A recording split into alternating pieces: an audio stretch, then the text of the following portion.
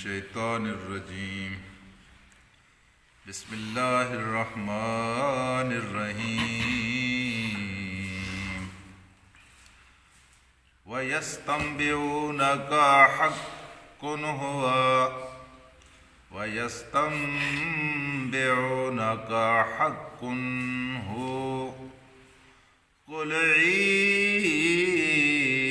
وَرَبِّي إِنَّهُ لَحَقٌّ وَمَا أَنْتُمْ بِمُعْجِزِينَ صدق اللہ العلی العظیم۔ رفقائے گرامی، اللہ تعالیٰ کے رسول ساری زندگی یہی بات سمجھاتے رہے اور اللہ کا قرآن آج بھی یہی بات سمجھا رہا ہے کہ برے کاموں کا انجام ہمیشہ برا ہے اور اچھے کاموں کا انجام ہمیشہ اچھا ہے۔ اللہ کا رسول ساری زندگی یہی سمجھاتے رہے اور اللہ کا قرآن بھی یہی سمجھاتا ہے۔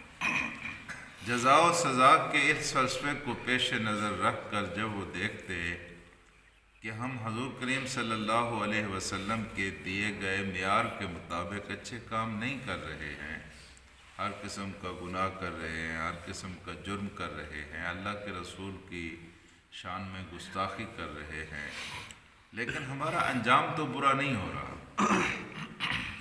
اللہ کے رسول کہتے ہیں کہ خدا کی نافرمانی کرو گے، خدا کی بغاوت کرو گے تو خدا کا عذاب آئے گا، لیکن سالوں کے سال بیت گئے ہیں کہ خدا کا عذاب تو ہمارے قریب نہیں پہنچتا۔ جتنا ہم نے بلال کو مارا ہے، جتنا آل سمیہ کو ہم نے مارا ہے، جتنے صحابہ کرام کے اوپر ظلم و ستم کیے ہیں، اگر واقعی کوئی خدا موجود ہے تو خدا کو حرکت میں آنا چاہیے تھا، اور جس عذاب کی یہ روز ہمیں دھمکیاں لگاتے ہیں اس عذاب کو آ جانا چاہیے تھا، تو عذاب تو آیا نہیں۔ تو اس کا مطلب یہ ہے کہ یہ بس یوں ہی فلسفہ ہی ہے، کوئی ایسی بات نہیں ہے کہ گناہ کے اوپر اللہ پکڑے گا اور خدا کا عذاب آئے گا۔ یہ بات وہ کہا کرتے تھے۔ اس بات کے جواب میں اللہ تبارک و تعالیٰ نے قرآن حکیم میں گاہ بگاہ یہ بات کہی ہے کہ جب اللہ کا عذاب آئے گا تو اس عذاب کے لیے کچھ تیاری بھی تم نے کر رکھی ہے، اور تمہارے اڑوس پڑوس میں ایسی قومیں آباد ہیں جن کو اللہ تبارک و تعالیٰ نے اپنے عذاب کا نشانہ بنایا ہے، اور تم خود بھی ان کو دیکھتے ہو، تمہارا خود بھی فیصلہ ہے۔ یہ آل ثبوت ہے، یہ ان کی قافلے وہاں سے گزرتے تھے، وہ اجڑی ہوئی بستیاں تھیں جہاں خدا کا عذاب گرا تھا، ہاں جی۔ تو یہ پھر سوال کرتے تھے کہ بھئی وہ عذاب ہے صحیح، کوئی یار کوئی وہ عذاب ہے صحیح؟ یہ سوال کبھی انسان حقیقت حال کو صحیح دریافت کرنے کے لیے نیک نیتی کے ساتھ کر رہا ہوتا ہے، کبھی انسان سوال کر رہا ہوتا ہے مذاق اڑانے کے انداز میں، کبھی انسان سوال کر رہا ہوتا ہے انکار کی صورت میں۔ پتہ نہیں ان کی نیت کیا ہوتی تھی، لیکن قرآن حکیم نے اس کو اس طرح ذکر کیا۔ وَيَسْتَنْبِئُونَكَ حَقٌّ هُوَ، یہ آپ سے پوچھتے ہیں کیا وہ حق ہے عذاب؟ کوئی آئے گا، وہ عذاب آئے گا جس عذاب کی روز روز آپ ہمیں دھمکیاں دیتے ہیں۔ احقٌ، کیا حق ہے وہ عذاب کوئی حق ہے کہ واقعی کوئی عذاب ہے؟ اچھا، وہ یہ پوچھتے تھے کہ مرنے کے بعد کوئی نئی زندگی ہے، واقعی کوئی زندگی ہے؟ کیا واقعی قبر یہ جو ہے نا جی جہنم کا ایک گڑھا بھر سکتی ہے؟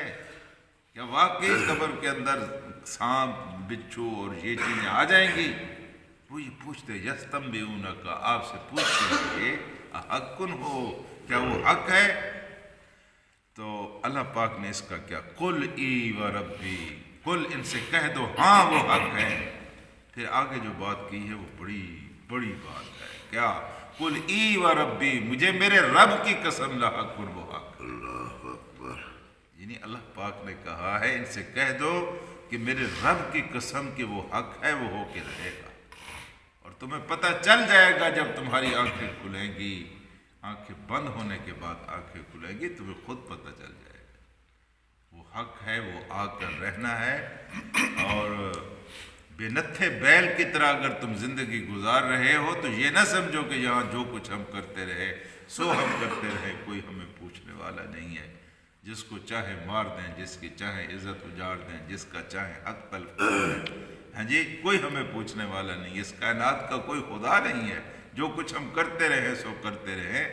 اگر تم اس غلط فہمی میں زندگی گزار کر گئے تو میرے رب کی قسم کہ تمہیں اس بات کا جواب دینا پڑے گا۔ ہاں جی، کل ان سے کہہ دو ہاں یہ ٹھیک ہے، جو اللہ نے کہا ہے یہ بالکل ٹھیک ہے۔ وَرَبِّی، اور میرے رب کی قسم، اِنَّهُ لَحَقٌ، یہ حق ہے، کوئی اس غلط فہمی میں نہ رہے۔ جو غلط فہمی رہے گا اس کا اپنا نقصان ہے اور اس کا وہ خود ذمہ دار ہوگا۔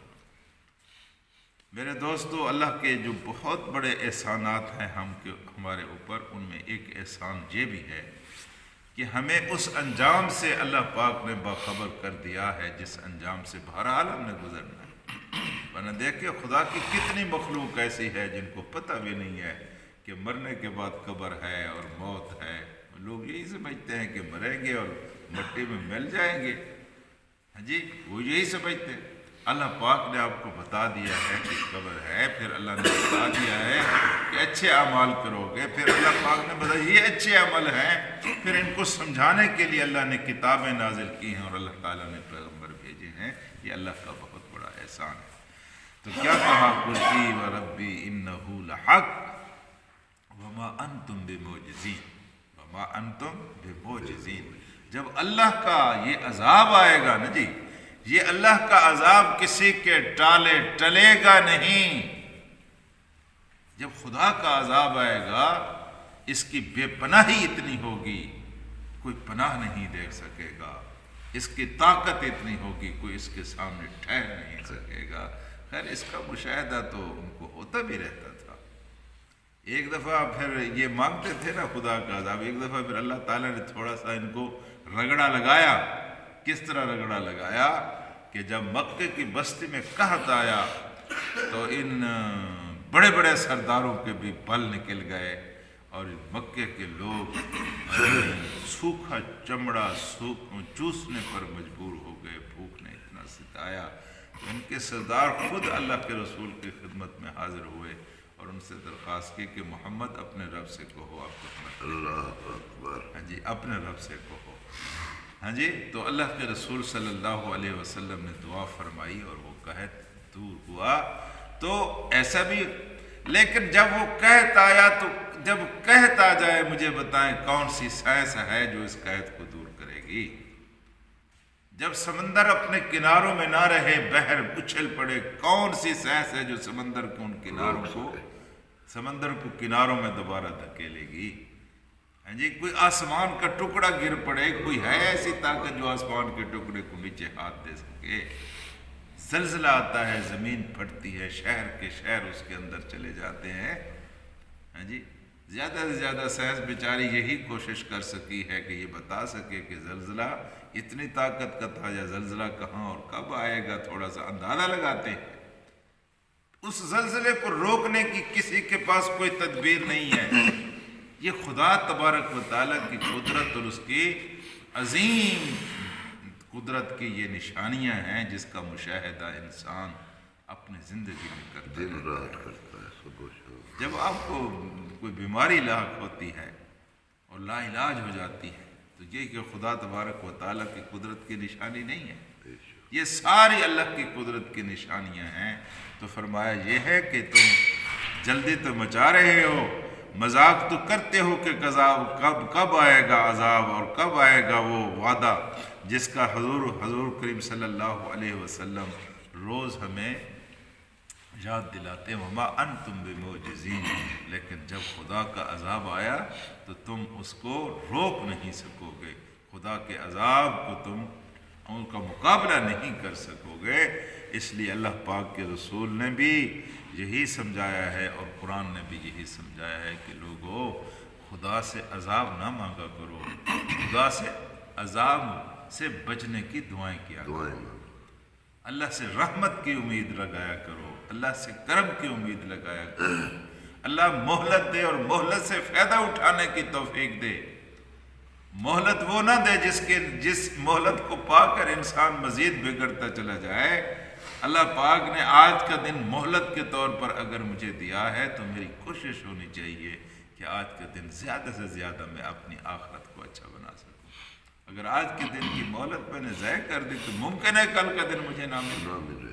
اس لیے فرمایا کہ ہر نماز کو اس طرح پڑھو کہ گویا وہ تمہاری زندگی کی آخری نماز ہے، کہ صبح کی نماز پڑھ لو، اس کے بعد تمہیں پھانسی چڑھایا جائے گا، اور اس طرح کی نماز آپ اندازہ لگائیں کیسی نماز ہو کہ ابھی میں نماز پڑھنے کے بعد فارغ ہوں، مجھے پھانسی پہ لٹکایا جائے گا، میں مر جاؤں گا، کیسی نماز ہوگی؟